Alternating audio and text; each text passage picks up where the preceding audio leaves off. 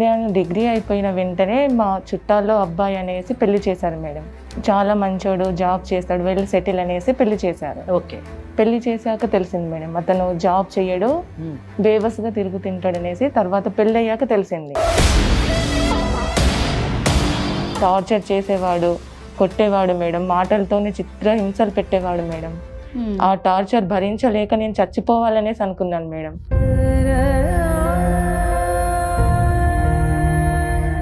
కానీ ఇంకా నా వల్ల కాలేదు మేడం. అదేలే, ఇంకా వద్దు, పెద్దల సమక్షంలో మేము మాట్లాడి విడిపోయాం మేడం.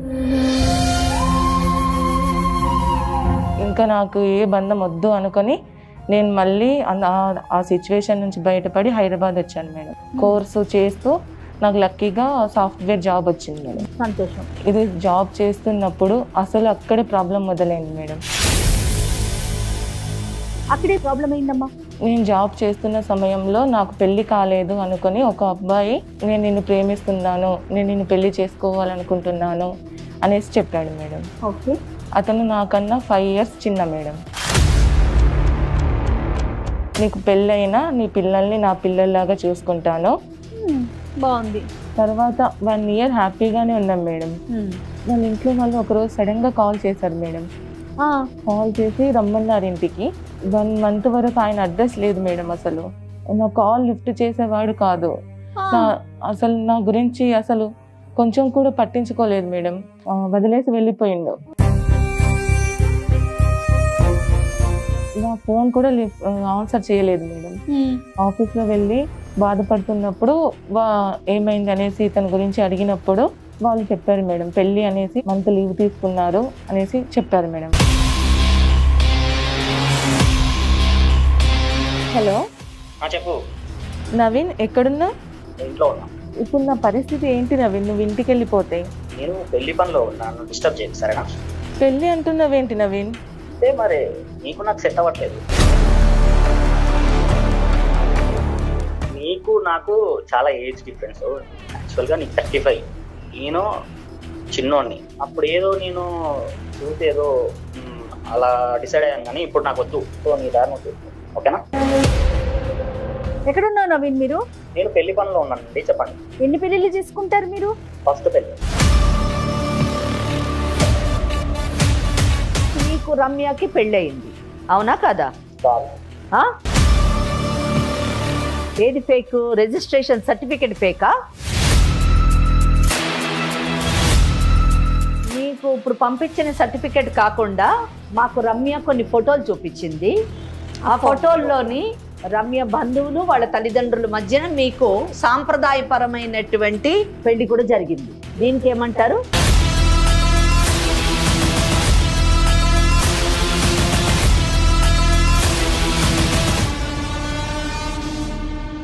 కాళ్లలో నొప్పి, నరాల వాపు వంటి లక్షణాలతో బాధపడుతున్నారా? వెరికోస్ వెయిన్స్ లో అత్యాధునిక చికిత్స Avis vascular centre. Avis hospital సమర్పించు లీగల్ అడ్వైస్ కార్యక్రమానికి స్వాగతం. నాతో పాటు అడ్వకేట్ వెంకటేశ్వరి గారు ఉన్నారు. నమస్తే అమ్మా.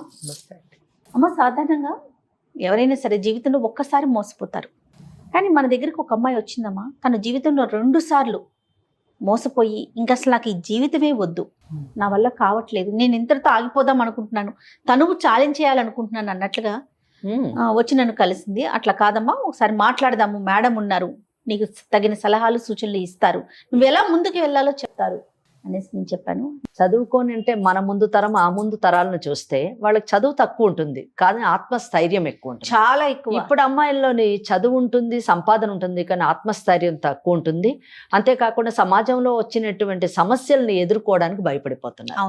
అమ్మాయిలు ముఖ్యంగా సమాజంలో వచ్చేటటువంటి సమస్యల్ని, అలాగే తమ జీవితంలో తలెత్తేటటువంటి సమస్యల్ని ఎదుర్కొనే స్థాయికి ఎదిగినప్పుడే నిజానికి రియల్ ఎంపవర్మెంట్, మహిళా సాధికారత అదేనేమని నేను అనుకుంటున్నాను. 100% true. It's golden words. Right, మరి అమ్మాయితో ఒకసారి మాట్లాడదాం. నమస్తే అమ్మా, నీ పేరేంటి? నమస్తే. నా పేరు Ramya madam. Okay. Advocate Venkateswari అమ్మ. నమస్తే మేడం. నేను ప్రాపర్ ఖమ్మం మేడం. 15 years అవుతుంది మేడం నా మ్యారేజ్ అయ్యి. ఓకే. 2 పిల్లలు మేడం. ఒక బాబు ఒక పాప. నేను డిగ్రీ అయిపోయిన వెంటనే మా చుట్టాల్లో అబ్బాయి అనేసి పెళ్లి చేశారు madam. Arranged marriage. Arrange marriage. Very good. చాలా మంచోడు, జాబ్ చేస్తాడు, వెళ్ళి సెటిల్ అనేసి పెళ్లి చేశారు. ఓకే. పెళ్లి చేశాక తెలిసింది మేడం, అతను జాబ్ చేయడు, బేవస్గా తిరుగుతుంటాడు అనేసి. తర్వాత పెళ్లి అయ్యాక తెలిసింది. అంటే ఎందుకు జాబ్ చేయట్లేదు అంటే అదొక లక్షణమా అతనిలో ఉన్నటువంటిదా, లేకపోతే జాబ్ దొరక్క, లేకపోతే ఆయన వాట్ ఈస్ ద రీజన్ అతను జాబ్ చేయకపోవడానికి కారణం ఏంటి? అతనికి ఇష్టం లేదు మేడం జాబ్ Okay. చేయడం. ఎందుకంటే జయ మీరు చూడండి, మనిషికి చాలా అవలక్షణాలు ఉంటాయి. అమ్మా ఏ లక్షణమైన అవలక్షణమైన భరించవచ్చు, ఒక తాగుబోతున్న భరించవచ్చు, ఇంకేమన్నా భరించవచ్చు, కానీ మనిషిలో బద్ధకం అన్నది ఉండి అమ్మో.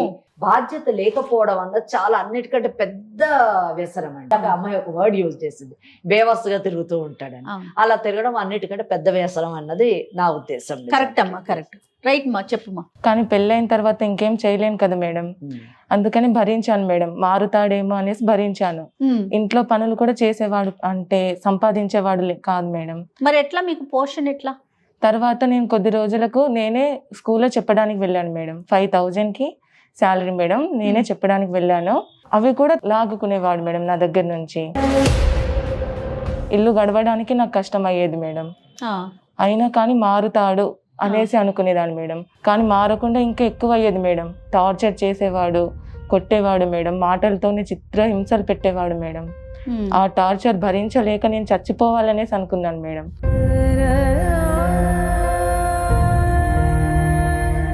తల్లిదండ్రులు లేరా అండి అతనికి? మీ అత్త మామ లేరా? ఉన్నారు మేడం. మరి వాళ్ళు ఏం చెప్పేవారు కదా? వాళ్ళు ఏం చెప్పేవారు కాదు మేడం. మీరు సపరేట్ గా ఉండేవారు? మేము సపరేట్ ఉండేవాళ్ళం మేడం. వాళ్ళేమి మందలించేవారు కాదు? కాదు మేడం. వాళ్ళకి మీరు చెప్పారా కనీసం? చెప్పాను మేడం. అత్త మామ ఏమనేవారు? మీ ఇష్టం, మీకు మేము ఇచ్చేసాం కదా, మీరు సపరేట్ గా మీరు ఏడవండి లిటరల్లీ అలా చెప్పేవారు మేడం. ఓకే. కానీ తర్వాత అసలు మారకపోగా మళ్ళీ ఎక్కువ చేసేవాడు మేడం. చిత్రహింసలు ఎక్కువ చేసేవాడు. అనుమానం, ఎప్పుడు అనుమానం ఉండేది. లక్షణాలు ఉన్నాయి. ఇదంతా తట్టుకునేదాన్ని మేడం, ఎందుకంటే పిల్లలు ఉన్నారు మేడం. పిల్లలు కూడా ఉన్నారా? పిల్లలు ఎంతమంది పిల్లలు? ఇద్దరు మేడం. 7 years బాబు, 5 years పాప మేడం. ఓకే. మా ఇంటికి వెళ్ళి మళ్ళీ డబ్బులు కావాలి, కట్నం కావాలి, ఇంకా నాకు తక్కువ ఇచ్చారు, నాకు ఇంకా కావాలి అనేసి వాళ్ళని కూడా కొట్టాడు మేడం. కాదమ్మా, 7, 5 years ఇద్దరు పిల్లల్ని పెట్టుకొని కూడా ఇంకా మారకుండా ఇంకా కొట్టడం, ఇంకా ఎన్ని సంవత్సరాలు భరిస్తావు? అది కాదు, ఇక్కడ మీరు గమనించదగ్గ విషయం ఏంటంటే 7 years బాబు ఉన్నాడంటే 8 years అయి ఉంటుంది మ్యారేజ్ అయ్యి. 8 సంవత్సరాలు ఈమె భరించడం అది కదా. ఆయనని పోషించాలి, ఎదురుపెట్టి పోషించాలి, ఆయన యొక్క అవలక్షణాలన్నీ భరించాలి, పైగా తన్నులు తింటూ ఉండాలి, కంటిన్యూ చేయాలి, అతని టార్చర్ ని భరించాలి. తర్వాత ఏమైందమ్మా? పిల్లల కోసం ఇవన్నీ భరించాను మేడం. అదేలే. కానీ ఇంకా నా వల్ల కాలేదు మేడం. అదేలే, ఇంకా వద్దు, నా పిల్లల్ని నేను చూసుకుంటా, ఇతను నాకు వద్దు అనేంత విరక్తి పుట్టింది మేడం నాకు. ఇంకా వదిలేద్దాం అనేసి మా పేరెంట్స్ కి చెప్పాను మేడం. వాళ్ళు కూడా ఓకే అన్నారు. ఓకే అన్నాక పెద్దల సమక్షంలో మేము మాట్లాడి విడిపోయాం మేడం. పెద్దల సమక్షంలో విడిపోయిన కోర్టు ద్వారానే తీసుకున్నారు కదా విడాకులు? అవును మేడం, కోర్టు ద్వారానే తీసుకున్నాం. ఎందుకంటే జయ గారు, ఇక్కడ నేను ఒక విషయం చెప్పాలనుకుంటున్నాను, అంటే చూస్తున్నటువంటి ఆడియన్స్ కి చెప్పాలనుకుంటున్నాను. చాలా మంది పల్లెటూర్లలో కానీ ఈవెన్ సిటీలో కూడానండి, మా పెద్దలు కూర్చొని విడాకులు ఇచ్చారండి అని ఏదో వాళ్ళు రాసుకున్న పత్రం తీసుకొని వస్తారు, లేదా పోలీస్ స్టేషన్ లో విడాకులు తీసుకున్నామండి అని వస్తుంటారు, లేదా కుల పెద్దలు లేదా గ్రామ పెద్దల మధ్యన విడాకులు తీసుకున్నామండి అని వస్తుంటారు. ఇలా తీసుకున్న ప్రతి ఒక్కరికి చెప్పదలుచుకున్నాను, లేదా భవిష్యత్తులో ఇలా ఎవరైనా తీసుకోవాలని ఆలోచన ఉంటే కానీ చెప్తున్నాను, ఈ విడాకులన్న ఈ పత్రాలు ఇవన్నీ ఏవి చెల్లుబాటు కాదండి. ఒక న్యాయవాదులకి విడాకులు ఇచ్చే అధికారం లేదు, కుల పెద్దలకి విడాకులు ఇచ్చే అధికారం లేదు, లేదా పోలీస్ వ్యవస్థకి విడాకులు ఇచ్చే అధికారం లేదు, లేదా ఇంట్లోని పెద్ద మనుషులు, బంధువులు, ఈడ తల్లిదండ్రులు, వాళ్ళ తల్లిదండ్రులు విడాకులు ఇచ్చేటటువంటి అధికారం లేదు, లేదా మనలాంటి ఇటువంటి కార్యక్రమాల్లోని విడాకులు ఇచ్చేటటువంటి అధికారం లేదు. కేవలమును న్యాయ వ్యవస్థకు మాత్రమే విడాకులు తీసుకునేటటువంటి ఇచ్చేటటువంటి అధికారం ఉంది. సో అలా తీసుకున్నటువంటి విడాకులు మాత్రమే లీగల్ గా వ్యాలిడ్ డైవర్స్ అంటారు. అప్పుడే ఇంకొక పెళ్లి చేసుకునేటటువంటి అవకాశం ఉంటుంది, కానీ లేకపోతే మాత్రం ఏ చిత్తు పేపర్ కూడా విడాకులుగా కన్సిడర్ చేయబడదు, అది చెల్లుబాటు కాదు. ఇది నేను ఈ అవేర్నెస్ నేను పబ్లిక్ ఇవ్వాలని అనుకుంటున్నాను, అందుకే తప్పకుండా అమ్మా. ఇంకా అంతవరకు నయం చట్ట ప్రకారం డివోర్స్ తీసుకున్నారు. సరేనమ్మా, తర్వాత ఏం జరిగింది? తర్వాత మేమిద్దరం విడిపోయాం. పిల్లల్ని ఇంకా చూసుకోవాలి కదా మేడం, ఇంకా నాకు తప్పదు కదా మేడం, వాళ్ళ భవిష్యత్తు బాగుండాలి అనేసి నేను ఇంకా ఏ రిలేషన్ వద్దు, అదే ఇంకా నాకు ఏ బంధం వద్దు అనుకొని నేను మళ్ళీ ఆ సిచ్యువేషన్ నుంచి బయటపడి హైదరాబాద్ వచ్చాను మేడం. హైదరాబాద్ వచ్చి ఎంసీఏ చేశాను మేడం. కోర్సు చేస్తూ నాకు లక్కీగా సాఫ్ట్వేర్ జాబ్ వచ్చింది మేడం. సంతోషం. ఇది జాబ్ చేస్తున్నప్పుడు అసలు అక్కడే ప్రాబ్లం మొదలైంది మేడం. అక్కడేం ప్రాబ్లం అయిందమ్మా? నేను జాబ్ చేస్తున్న సమయంలో నాకు పెళ్లి కాలేదు అనుకొని ఒక అబ్బాయి నేను నిన్ను ప్రేమిస్తున్నాను, నేను నిన్ను పెళ్లి చేసుకోవాలనుకుంటున్నాను అనేసి చెప్పాడు మేడం. ఓకే. అతను నాకన్నా 5 years చిన్న మేడం. నీకు పెళ్లి అయింది, ఇట్లా 2 పిల్లలు ఉన్నారన్న విషయం చెప్పావా? తెలియదు మేడం, ఫస్ట్ అతనికి తెలీదు. తెలియకుండానే నన్ను ఇష్టపడ్డాడు. ప్రేమిస్తున్నా అనేసి చెప్పిండు మేడం. అతను ఇష్టపడ్డాను అనేసి చెప్పిన తర్వాత నేను వద్దు, నాకు పెళ్ళయింది, 2 పిల్లలు ఉన్నారు అనేసి నేను చెప్పాను మేడం. Very good. చెప్పాక ఒక 10 days నాకు కనిపించలేదు మేడం, మాట్లాడలేదు. 10 days నాకు కనిపించలేదు. తర్వాత మళ్ళీ ఒక రోజు వచ్చి నీకు పెళ్ళైనా నీ పిల్లల్ని నా పిల్లల్లాగా చూసుకుంటాను, నేను నిన్ను హ్యాపీగా చూసుకుంటాను, నువ్వు ఇప్పుడు ఎలాగో మీ హస్బెండ్తో కలిసి లేవు కదా, నేను నిన్ను చూసుకుంటాను హ్యాపీగా అనేసి అన్నాడు మేడం. బాగుంది. నా పిల్లల స్కూల్లో కూడా ఫాదర్ సిగ్నేచర్ కూడా ఇతందే ఉంది మేడం. హ్యాపీగా చూసుకునేవాడు మా పిల్లల్ని. పెళ్లి చేసుకున్నారా? పెళ్లి చేసుకున్నాం మేడం. ఇటు మీ సైడ్ అటు వాళ్ళ సైడ్ ఇద్దరికి తెలిసే చేసుకున్నారమ్మా? లేదు మేడం, లేదా? వాళ్ళ సైడ్ తెలియదు, వాళ్ళ పేరెంట్స్ కి తెలియదు మేడం. మా పేరెంట్స్ కి తెలుసు, మా చుట్టాలకు తెలుసు మేడం, వాళ్ళ పేరెంట్స్ కి తెలియదు. వాళ్ళ తరపున అసలు ఎవరికి, బంధువులు ఎవరికి తెలీదా? తెలియదు మేడం. ఎందుకు తెలియదు? చెప్పలేదు అతను? చెప్పలేదు మేడం. ఎందుకు చెప్పలేదు? ఇప్పుడు నేను చిన్నవాడిని కదా, నాకు టైం ఉంది, నేను తర్వాత చెప్తాను, నేను ఒప్పిస్తాను అనేసి అన్నాడు మేడం. కానీ మీరు ఒప్పించిన తర్వాత చేసుకోమని చెప్పాలి కదా, మీ నేను సేఫ్టీ చెప్పాను గురించి. మేడం, నేను చెప్పాను అయినా కానీ ఎందుకంటే వినలేదు పెద్దవాళ్ళకి తెలియకుండా పెళ్లి చేసుకుంటే మీకు ఏ పార్టీ భద్రత ఉంటుంది చెప్పండి? మేడం. అవును మేడం. కదా, రేపటి రోజున ఏదన్నా ప్రాబ్లం వస్తే ఎవరిని అడుగుతారు మీరు? మీరు ఆ చెప్పాను కండిషన్ మేడం. పెట్టాల్సింది. తల్లిదండ్రులకు చెప్పు, వాళ్ళ సమక్షంలోనే పెళ్లి చేసుకోనన్ను అని చెప్పాలి. మరి మ్యారేజ్ రిజిస్టర్ చేసుకున్నారా? చేసుకున్నాను. ఓకే, సర్టిఫికేట్ కూడా ఉంది madam. Super. Okay, very good. Very good అమ్మా. తర్వాత పిల్లల్ని నన్ను హ్యాపీగా చూసుకునేవాడు మేడం. తర్వాత ఒక్క రోజు సడన్ గా వాళ్ళ పేరెంట్స్ కాల్ చేశారు మేడం. ఎన్ని రోజులు కలిసి ఉన్నారు మీరు? 1 year మేడం. అతనికి మీకేం పిల్లలు లేరు? లేరు మేడం. ఓకే, ఎందుకంటే నా పిల్లల్నే అతని పిల్లల్లాగా చూసుకుంటాను. అది ముందే చెప్పాడు, మిమ్మల్ని ఇంప్రెస్ చేయడానికి చెప్పిన మాటలు అవి మొదట అవును మేడం. కదా. అవును మేడం. ఎందుకంటే పిల్లల్ని ఎరవేస్తేనే మీరు వస్తారు కదా. రైట్. తర్వాత 1 year హ్యాపీగానే ఉన్నాం మేడం. వాళ్ళ ఇంట్లో వాళ్ళు ఒక రోజు సడన్ గా కాల్ చేశారు మేడం. కాల్ చేసి రమ్మన్నారు ఇంటికి. నిన్న? లేదు మేడం, ఆయన్ని. ఈమె ఎవరో తెలియదు, ఈమె ఉన్నదని తెలియదు కదా వాళ్ళకి. చెప్తే ఇద్దరిని రమ్మన్నారా అని ఒక కాదు. హ్యాపీనెస్ లో అడుగుతాను నేను. లేదు మేడం, ఆయన్ని రమ్మన్నారు. ఆయన వెళ్ళాడు మేడం. వెళ్ళాక ఒక 1 month వరకు ఆయన అడ్రస్ లేదు మేడం. అసలు నా కాల్ లిఫ్ట్ చేసేవాడు కాదు. అసలు నా గురించి అసలు కొంచెం కూడా పట్టించుకోలేదు మేడం. వదిలేసి వెళ్ళిపోయిండు. ఓకే. కొద్ది రోజుల తర్వాత నేను వెళ్ళి ఆఫీస్లో వెళ్ళి బాధపడుతున్నప్పుడు ఏమైంది అనేసి ఇతని గురించి అడిగినప్పుడు వాళ్ళు చెప్పారు మేడం, పెళ్ళి అనేసి 1 month లీవ్ తీసుకున్నారు అనేసి చెప్పారు మేడం వాళ్ళు. అంటే ఇప్పుడు తిని చెప్పేదాని ప్రకారం అమ్మా అతను ప్లాంట్ గానే వెళ్ళాడు. ప్లాన్ ఏముంది, వాళ్ళ ఇంట్లో పెళ్లి కుదిరింది, పెళ్లికి వెళ్ళాడు. ఆయనకు అన్ని తెలుసు, ఈమెకు తెలియదు, ఈమెను ఫూల్ చేశాడు అంతే. సింపుల్ థింగ్ అండి. అమ్మాయిలు ఎదుట వాళ్ళు మాట్లాడే విధానం బట్టి వాళ్ళు నమ్మిస్తున్నారా, మోసం చేస్తున్నారా, లేదా వీళ్ళు నమ్మకస్తులా కాదా అని తెలుసుకునేటటువంటి మెచ్యూరిటీ లెవెల్స్ కూడా వాళ్ళకి రావాలి. ఎందుకంటే ఇక్కడ మీరే చూడండి, కేసు ప్రజెంట్ చేసేటప్పుడు నాకు అర్థమైపోయింది నిజం చెప్పాలంటే. అందుకే నేను ఇందాక అన్నాను, పిల్లల్ని ఎర చూపిస్తేనే కానీ నువ్వు పడవు కదమ్మా అని అన్నాను. మరి దానికి కారణం ఏంటంటే ఆ అబ్బాయి ఏమో చదువుకున్నవాడు, సాఫ్ట్వేర్ ఉద్యోగం చేస్తున్నవాడు, తినకంటే 5 సంవత్సరాలు చిన్నవాడు, ఒక కుటుంబం ఉంది, పెళ్లి చేసేటటువంటి అవకాశం ఉంది, పెళ్లి కుదిరేటటువంటి అవకాశం ఉంది. ఇటువంటి పరిస్థితుల్లో 2 పిల్లలు ఉన్నటువంటి ఒక మహిళని పెళ్లి చేసుకోవాల్సిన అవసరం ఇతనికి లేదు. ఫస్ట్ బిగినింగ్ లో కూడా ఈమె పరిచయం అయినప్పుడు ఈమెకి పెళ్ళైన విషయం తెలియదు అని చెప్పేసి ఈమె అనుకుంది, కానీ ఆయనకు అన్ని తెలుసు. అంతే, పెళ్ళయింది తెలుసు, పిల్లలు ఉన్నారని తెలుసు, అన్ని తెలుసు. ఓన్లీ ట్రాప్ చేయాలనుకున్నాడు, చేశాడు. అంటే ఉట్టిగా పెళ్లి చేసుకుంటాను ఇలా అని చెప్తే పడిపోయే రకం కాదు అని లొంగే రకం కాదు అని తెలుసుకొని పెళ్లి అనేటటువంటి ఒక సెంటిమెంట్ తో కట్టి ఆమెని ఫూల్ని చేయాలనుకున్నాడు. నీ పిల్లల్ని నేను చూసుకుంటానని మళ్ళీ ఒక పెద్ద ఇది చేయడం.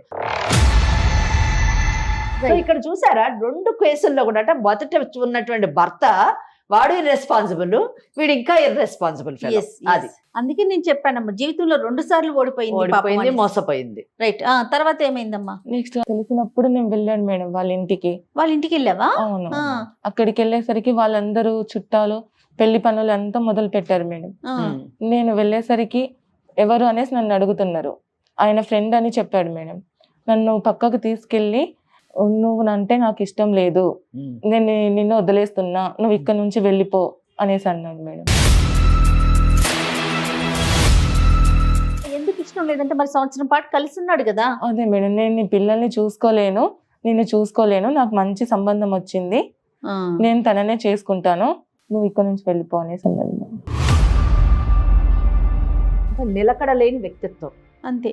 ఈ రోజు నువ్వు నచ్చుతావు, రేపు ఇంకోళ్ళు నచ్చుతారు, ఎల్లుండి ఇంకోళ్ళు నచ్చుతారు. సో 1 సంవత్సరం క్రితం ఈమె నచ్చింది, ఈమెతో అవసరం తెచ్చుకున్నాడు, ఈ రోజు మంచి సంబంధం వచ్చింది, ఈ అమ్మాయిని చేసుకున్నాడు. ఒకవేళ ఇంతకంటే ఇంకో మంచి సంబంధం వస్తే ఆ అమ్మాయి దగ్గర కూడా వెళ్ళేటటువంటి అవకాశం ఉంది. సో నిలకడ లేనటువంటి వ్యక్తిత్వంతో ఉన్నటువంటి వ్యక్తిని ఈమె నమ్మడం ఈమెకు దురదృష్టం. నేను ఇంకా వచ్చేసాను మేడం అక్కడి నుంచి. వాళ్ళ తరపున పేరెంట్స్ తో గానీ వాళ్ళ బంధువులతో గానీ ఎవరైనా మాట్లాడావా నువ్వు? లేదు మేడం, నాకు ఇంకా ఏం చేయాలో అర్థం కాలేదు మేడం. ఎందుకంటే నేను ఫస్ట్ మోసపోయి ఉన్నాను.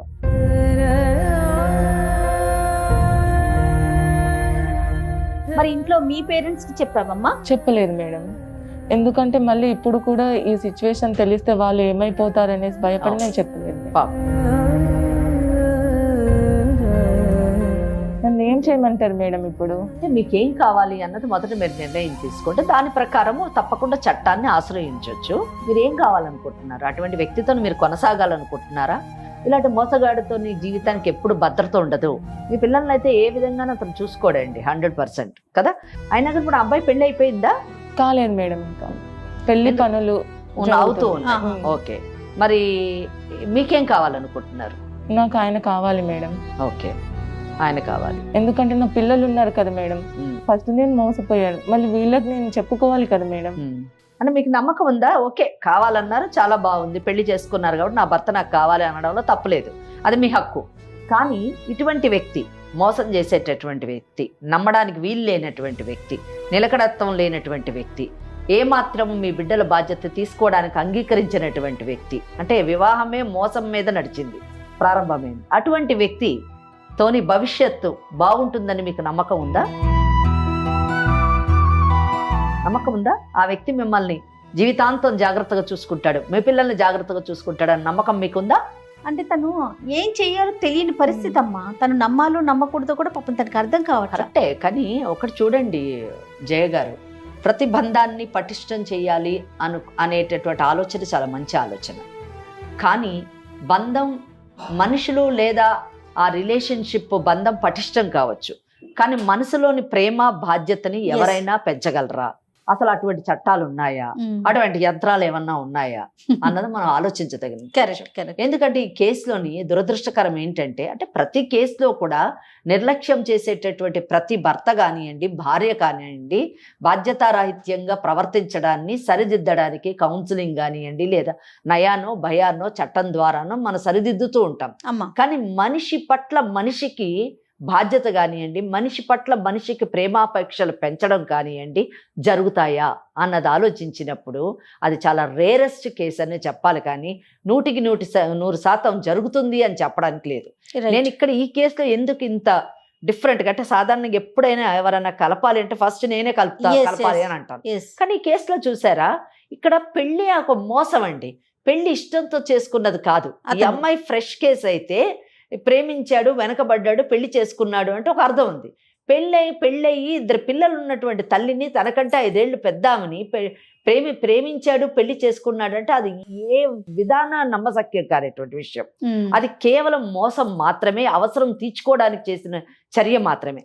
అటువంటి వ్యక్తి తన బాధ్యతని భవిష్యత్తులోని నిర్వర్తిస్తాడా ఆ బిడ్డలకి ఆ వ్యక్తి నుంచి భద్రత ఉంటుందా, ఈమెకు భద్రత ఉంటుందా, ఈ జీవితం కొనసాగుతుందా అనేటటువంటి ప్రశ్నలు చాలా నా మైండ్లో తలెత్తాయి. కాబట్టి ఆ అమ్మాయిని అడుగుతున్నాను, పర్వాలేదు మేడం, ఎలా ఉన్నా పర్వాలేదు, పెళ్ళంటూ అయ్యింది కాబట్టి సమాజం గురించి అయినా నాకు ఒక ప్రొటెక్షన్ గురించి అన్నా ఉండాలి, కంటిన్యూ చేయాలనుకుంటున్నాను, ప్రొటెక్ట్ చేయండి మేడం అంటే అది వేరే విషయం. లేదు మేడం, ఇటువంటి వ్యక్తితో నేను ఉన్నా ఒకటే లేకున్నా ఒకటే, నా బిడ్డల్ని నేను పెంచుకొని నేను ముందుకు సాగుతాను. ఎందుకంటే ఆమె ఫస్ట్ మ్యారేజ్ బ్రేక్ అయినప్పుడే నాకు అసలు ఈ పెళ్లి ఈ జీవితం వద్దని విరక్తి చెందాను మేడం అని చెప్పి. అవునవును. ఇప్పుడు సెకండ్ టైం కూడా ఇలా జరిగినప్పుడు డెఫినెట్లీ అదే ఆలోచన ఆమెకు కలిగి ఉండొచ్చు.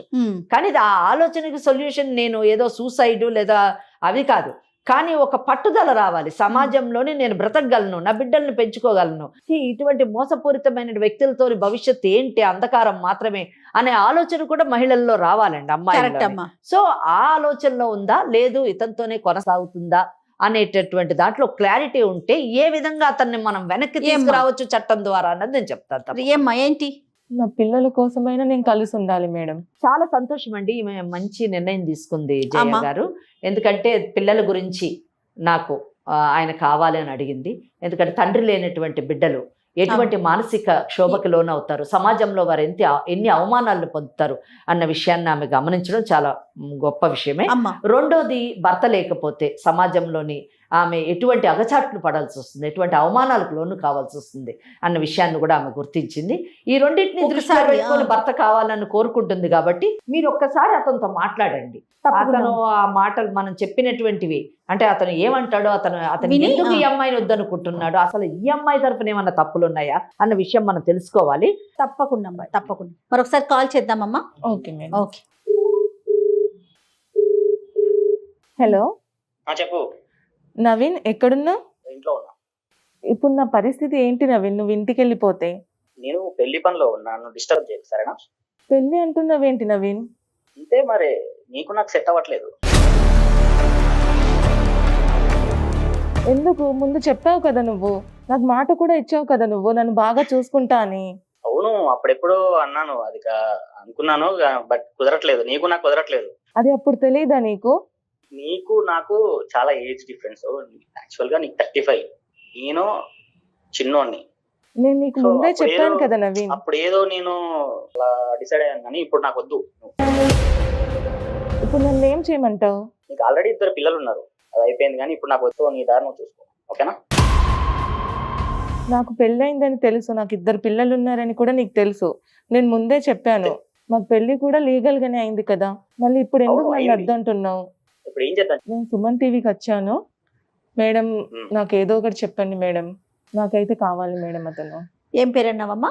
నవీన్. నమస్తే అమ్మా నవీన్. ఎవరు మీరు? అమ్మా నా పేరు జయ, ఇది సుమన్ టీవీ లీగల్ అడ్వైజ్ అనే ప్రోగ్రామ్ నుంచి నేను మాట్లాడుతూ ఉన్నాను. నాతో పాటు అడ్వకేట్ వెంకటేశ్వరి గారు ఉన్నారు. ఓకే, రమ్య మా స్టూడియోకి వచ్చింది తనకి న్యాయం చేయాలని, ఆ విషయంగా నీకు కాల్ చేశామమ్మా. నవీన్, నువ్వు ఒక 5 నిమిషాలు టైం ఇస్తే ఒక్కసారి నీతో మాట్లాడతాం. ఏం న్యాయం చేస్తారండి? ఏం న్యాయం చేస్తాము, ఏం అన్యాయం జరిగిందో మాట్లాడదాం, సరేనా? నువ్వు కొంచెం ఓపిక్గా వినగలిగితే, స్టార్టింగ్ లోనే నువ్వు ఏం న్యాయం చేస్తావని అడిగితే నువ్వు చాలా న్యాయం చేసావు కదా, ఆ న్యాయం గురించి ఒకసారి మాట్లాడదాం. ఎక్కడున్నావు నవీన్ మీరు? మీకు పెళ్ళయిందా? నేను పెళ్లి పనిలో ఉన్నానండి, చెప్పండి. ఎన్ని పెళ్లిళ్ళు చేసుకుంటారు మీరు? ఫస్ట్ పెళ్లి. ఫస్ట్ పెళ్ళా? ఇదే నీ మొదటి పెళ్లి అంతే? అవును మేడం. అవునా? మరి రమ్య అని ఆ అమ్మాయితో పెళ్లి చేసుకున్నావని, 1 సంవత్సరం పాటు కాపురం చేశావని, రిజిస్టర్ ఆఫీసులో కూడా రిజిస్టర్ అయ్యిందని ఆ పేపర్లు కూడా చూసామమ్మా. అది నువ్వు కాదా అయితే? ఇది నీది వాట్సాప్ నెంబరే కదా, దీనికి మా టీం పంపిస్తారు. ఒక్కసారి ఆ ప్రూఫ్ ఏంటో నువ్వు చూద్దు గానీ. నాతో పాటు అడ్వకేట్ వెంకటేశ్వరి గారు ఉన్నారు, ఒక్కసారి మాట్లాడమ్మా. నవీన్, మీరు ప్రూఫ్ అడిగారు కదా, మీకు రమ్య అన్న అమ్మాయి తెలుసా? తెలుసు మేడం. ఎలా పరిచయము? తను నాకు ఆఫీస్ కొలీగ్. ఆఫీస్లో పరిచయం. ఎంతకాలం నుంచి పరిచయం? 2 years మేడం. 2 years. ఆ అమ్మాయికి పిల్లలు ఉన్నారా? ఉన్నారు మేడం. ఉన్నారు, 2 పిల్లలు ఉన్నారు. వాళ్ళు మీకు పుట్టారా? లేదు మేడం. ఎవరికి పుట్టారు? ఏమో తెలియదు. అంటే ఆమె భర్తకు పుట్టారా లేకపోతే మీకు తెలియదా? నాకు తెలియదు మేడం. మీకు తెలియదు, సరే. పిల్లలు ఉన్నారు. ఓకే, మీకు తెలియదు. సరే, ఒక్కటి మాత్రం మీకు తెలుసు అనుకుంటున్నాను, మీకు రమ్యకి పెళ్ళయింది, అవునా కదా? కాదు, ఫేక్ మేడం అది. ఏది ఫేక్? Registration certificate ఫేకా? అమ్మ ఒక్క నిమిషం, మన వాళ్ళని అడుగుతాను. అమ్మ సర్టిఫికేట్ పంపించారా? గని పంపించారా? రైట్, ఒక్కసారి చూసుకోమనండి అమ్మ. మీకు వచ్చినటువంటి ఇప్పుడు వాట్సాప్ లో పంపించాము ఆ మ్యారేజ్ రిజిస్ట్రేషన్ సర్టిఫికేట్ లో మీకు రమ్యకి పెళ్ళైనట్టుగా ఉంది. మీకు ఇప్పుడు పంపించిన సర్టిఫికేట్ కాకుండా మాకు రమ్య కొన్ని ఫోటోలు చూపించింది. ఆ ఫోటోల్లోని రమ్య బంధువులు వాళ్ళ తల్లిదండ్రుల మధ్యన మీకు సాంప్రదాయపరమైనటువంటి పెళ్లి కూడా జరిగింది. దీనికి ఏమంటారు? అవును మేడం. మరి ఇది సీక్రెట్ మ్యారేజ్ ఎలాగైంది? మీకు వినండి, మీకు సాంప్రదాయమైన వివాహం జరిగింది. అలాగే మీరు సంవత్సరం నుంచి వైవాహిక జీవితాన్ని గడుపుతున్నారు. నేను ముందు అడిగిన ప్రశ్నలన్నిట్లోని అంటే ఆమె వయసు చిన్నది అన్నది మీకు తెలుసు, ఆమెకు ముందు పెళ్ళయింది అన్న విషయము తెలుసు, ఆమెకి 2 పిల్లలు ఉన్నారు అన్న విషయము తెలుసు, మీరిద్దరూ 22 ఏళ్ల నుంచి పరిచయస్తులు అన్న విషయము తెలిసింది. మీకు పెళ్ళయి ఈమెతోని పెళ్ళయి 1 year అయింది అని తెలిసింది. సో నేను చేసిన క్రాస్ ఎగ్జామినేషన్లో మొత్తం వాస్తవాలు బయటకు వచ్చాయి. ఆ అమ్మాయి మాకేం చెప్పింది అవన్నీ మీ చేత నేను చెప్పించాను. ఇటువంటి పరిస్థితుల్లోని మీరు ఒక సాఫ్ట్వేర్ కంపెనీలో పనిచేస్తున్నారు కదా, అవునా కదా? అవును మేడం. ఏం చదువుకున్నారు? MBA చేశారు. సరే, ఒకటి చెప్పండి నవీన్, మనకి ఒక చట్టం ఉంది, తెలుసా మీకు ఆ సంగతి? తెలియదు. చట్టం అసలు దేశానికి చట్టం ఉందన్న తెలియదా? తెలుసు మేడం. తెలుసు కదా, దాన్ని గౌరవిస్తారా మీరు? గౌరవిస్తాను. సో మనకున్నటువంటి చట్టం ప్రకారము ఒక పెళ్లి అయిన తర్వాత ఆ పెళ్లి రద్దు కాకుండా ఆ భార్య బ్రతికుండగా ఇంకొక వివాహం చేసుకోకూడదు. అలా చేసుకున్నటువంటి వ్యక్తికి 8 నుంచి 10 ఏళ్ల మటుకు శిక్ష పడుతుంది. అది ఫస్ట్ థింగ్. కనుక మీరు మీ రమ్యతోని చేసుకున్నటువంటి వివాహం ఇంకా పరిగణలో ఉండగా ఇంకొక వివాహం చేసుకొని ఒక క్రిమినల్ కేసులో పడి మీ ఉద్యోగాన్ని పోగొట్టుకొని మీ యొక్క జీవితాన్ని పోగొట్టుకోవాలనేటటువంటి నిర్ణయం తీసుకుంటారా, లేదా చేసుకున్నటువంటి వివాహాన్ని గౌరవించి రమ్యతోని మీ యొక్క వైవాహిక జీవితాన్ని గడుపుతారా అన్న నిర్ణయం మీరు తీసుకోవాలి. ఇది ఫస్ట్ థింగ్. రెండోది, రమ్య చట్టం కంప్లీట్ గా ఆమెకు సపోర్టివ్ గా ఉంది ఈ కేసులో. ఎందుకంటే ఆమె ఈరోజు మీరు పెడుతున్నటువంటి మానసిక శోభకి లోనయ్యి ఆమె మీ పైన గృహహింసా చట్టాన్ని ఇన్వోక్ చేసి సెక్షన్ 12 ఆఫ్ DVC యాక్ట్ ప్రకారము 12 నుంచి ఆమె మీ ఇంటికి అంటే మీ అమ్మ నాన్న అంటే వాళ్ళ అత్తగారు మామగారు ఉన్నటువంటి ఇంటికి వచ్చి ఆమె రెసిడెన్షియల్ ఆర్డర్ తీసుకొని వచ్చి ఆ ఇంట్లో ఉండొచ్చు. రెండోది, ఒకవేళ మీరు ఆమెను కొట్టి తిట్టి బయటకు పంపిస్తాము అనేటటువంటి ఆలోచన వెంటనే వస్తే అది కూడా రావడానికి వీలు లేదు అని చెప్పడానికి ఆమె ప్రొటెక్షన్ ఆర్డర్ తీసుకోవచ్చు. మూడవది, ఆమె మేము తిండి పెట్టము, ఆమె తిండి లేకపోతే ఇంకేం చేస్తుంది, ఇంట్లోంచి బయటకు వెళ్ళిపోతుంది అనే ఆలోచనలో కానీ మీరుంటే అది కూడా జరగదు అని చెప్పడానికి ఆమె భరణాన్ని క్లెయిమ్ చేయొచ్చు. ఇంకా ఇంకొక అడుగు ముందుకేసి ఆమె యొక్క పరువు తీస్తాము, ఆమెను మెడబెట్టి బయటకు గెంటుతాము, 10 మందిలో ఆమెను అవమానిస్తాము, లేదా వాళ్ళ తల్లిదండ్రులను అటాక్ చేస్తాము అనేటువంటి పిచ్చి ఆలోచనలు కానీ ఏమన్నా చేస్తే దానికి గాను ఆమె మీ దగ్గర నుంచి డ్యామేజెస్ క్లెయిమ్ చేయొచ్చు. ఇలాగా ఇన్ని విధాల ఇన్ని కేసులు మిమ్మల్ని చుట్టుముట్టితే ఎటు చూసినా కానీ మీకు కానీ మీ తల్లిదండ్రులకు కానీ అన్నదమ్ములకు కానీ అక్క చెల్లెళ్ళకి కానీ ఎవరన్నా కానివ్వండి అసలు ఇక భవిష్యత్ అంటూ ఉండదు. జీవితం అంతా అంధకారం, జీవితం అంతా ఒకటి కోట్లు చుట్టూ తిరుగుతూ ఆ ఇచ్చేటటువంటి వాళ్ళు అంటే మీకు ఇప్పుడు ఎవరో పెళ్లి సంబంధం కుదిరిందన్నారు కదా, వాళ్ళకి మీకు పెళ్ళయి భార్య ఉందన్న సంగతి తెలిసి ఉండకపోవచ్చు. ఇప్పుడు మేము మీ రిజిస్ట్రేషన్ సర్టిఫికేట్ని మీకు మీ పెళ్లి ఫోటోగ్రాఫర్ని అన్నీ వాళ్ళకి పంపిస్తాం. అవి చూసిన తర్వాత కూడా వాళ్ళ అమ్మాయిని మీకు ఇచ్చి పెళ్లి చేశారంటే వాళ్ళకంటే మూర్ఖులు లేరు, వాళ్ళు వాళ్ళ అమ్మాయి యొక్క గొంతు కోయడానికి సిద్ధమయ్యారు అని అర్థం చేసుకోవాలి మనం. కనుక మీకు ఏ విధంగా కూడా పెళ్ళి అయ్యేటటువంటి అవకాశం లేదు. మీకు పెళ్లి అయ్యింది, ఈయన వేరే పెళ్లి చేసుకోవడానికి ప్రయత్నిస్తున్నాడు అని ఆమెకు పబ్లిక్ నోటీస్ కూడా ఇచ్చేటటువంటి అవకాశం ఉంది. కనుక పిచ్చి వేషాలు వేయకుండా ఒక చదువుకున్నటువంటి వ్యక్తిగా, ఒక యంగ్స్టర్గా వైవాహిక జీవితాన్ని గడపడానికి సిద్ధమయ్యి వివాహ బంధానికి విలువనివ్వండి, మన చట్టాన్ని గౌరవించండి. లేని పక్షంలోని చాలా మీ జీవితం అస్తవ్యస్తమై అంధకారం అయిపోతుంది. Please try to understand and please drop the idea of getting married again and kindly lead your marital life with Ramya and be happy. Okay, వినిపించిందా నవీన్? నాకు ఇష్టం లేదు తను. ఇష్టం లేకపోతే ఒక పని చెయ్యి. ఇష్టం లేకపోతే నువ్వేం చేయాలనుకుంటున్నావు అది చెయ్యి. ఆమె చేత మేము ఏం చెయ్యాలో అది చేయిస్తాము. ఇప్పుడు చెప్పిన కేసులన్నీ వేయిస్తాము. ఆ తర్వాత నువ్వే వచ్చి నువ్వే నాకు కావాలి, నువ్వే దేవతవని కాళ్ళు పట్టుకుంటాం. కాదు నవీన్, అర్థమైందా? నవీన్ అసలు మీరు ఏం మాట్లాడుతున్నారు? మేడం ఎంత క్లియర్ గా చెప్తా ఉన్నారు. నీకు ఎన్ని సెక్షన్లు ఉన్నాయి, ఎన్ని చట్టాలు ఉన్నాయి, ఎటు నుంచి చూసినా కూడా మొత్తం పూర్తిగా ఆ అమ్మాయికి సపోర్టివ్ గా ఉన్నాయని చెప్తా ఉన్నా కూడా నాకు ఇష్టం లేదు. అదొకటే మాట. మీకు ఇష్టం లేకుండా ఎందుకున్నారు మరి? ఒక సంవత్సరం పాటు అమ్మాయితో ఎందుకున్నావు? అమ్మాయి పెద్దదని తెలీదా? 2 పిల్లల తల్లి అని తెలీదా? ఏం మాట్లాడుతున్నావు? నీ ఇష్టమే అంతా. మనం ఒక సమాజంలో ఉన్నామమ్మా. ఏమి అడవుల్లో అరణ్యాల్లో లేవు నీ ఇష్టం వచ్చినట్టు నువ్వు బిహేవ్ చేయడానికి. కాదు, ఒక అడ్వకేట్ మేడం నీకు ఇన్ని సెక్షన్లు ఉన్నాయిరా నాయనా, నీకు ఇంత శిక్షలు పడే అవకాశాలు ఉన్నాయి. నీతో పాటు నీ కుటుంబం, నీ భవిష్యత్తు అంతా నాశనం అవుతుందని చెప్పినా మొత్తం విని నాకు ఇష్టం లేదని ఒక 1 word లో చెప్తున్నావు నువ్వు. ఇష్టం లేదని అలాగే ఉండు. ఫస్ట్ నీ జాబ్ తీయిస్తాము. క్రిమినల్ కేసు వేస్తే ముందు జాబ్ ఊడిపోతుంది. ఆ తర్వాత మీ అమ్మ నాన్న ఎవరెవరు ఉన్నారు అందరు లోపలికి వెళ్తారు. వాళ్ళని చూస్తూ ఆనందిద్దు. నువ్వు పెళ్లి కూడా చేసుకున్నావు, ఇంకో పెళ్లి. ఆ పెళ్లి చేసుకున్న తర్వాత జైల్లో 8 సంవత్సరాలు మీ చేసుకున్న అమ్మాయిని కూడా బెటరు కాపురం చేయడానికి. అర్థమైందా? నువ్వు ఒక్కడమే ఉంటావు జైల్లో. పిచ్చి మాట మాట్లాడద్దు. తెలివిగా ఆలోచించడానికి ట్రై చేయి. మూర్ఖంగా పిచ్చి పిచ్చిగా మాట్లాడద్దు. చదువుకున్నవాడివి. నాకు కొంచెం టైం ఇవ్వండి మేడం. ఇలా అన్నావు బాగుంది. టైం ఇచ్చేదే ఉంది. నీకు టైం ఇచ్చినా 10 ఏళ్ళు టైం ఇచ్చినా 10 రోజులు టైం ఇచ్చినా నీకు వేరే ఆప్షన్ లేదు. ఇది ఒకటే ఆప్షన్ అంతే.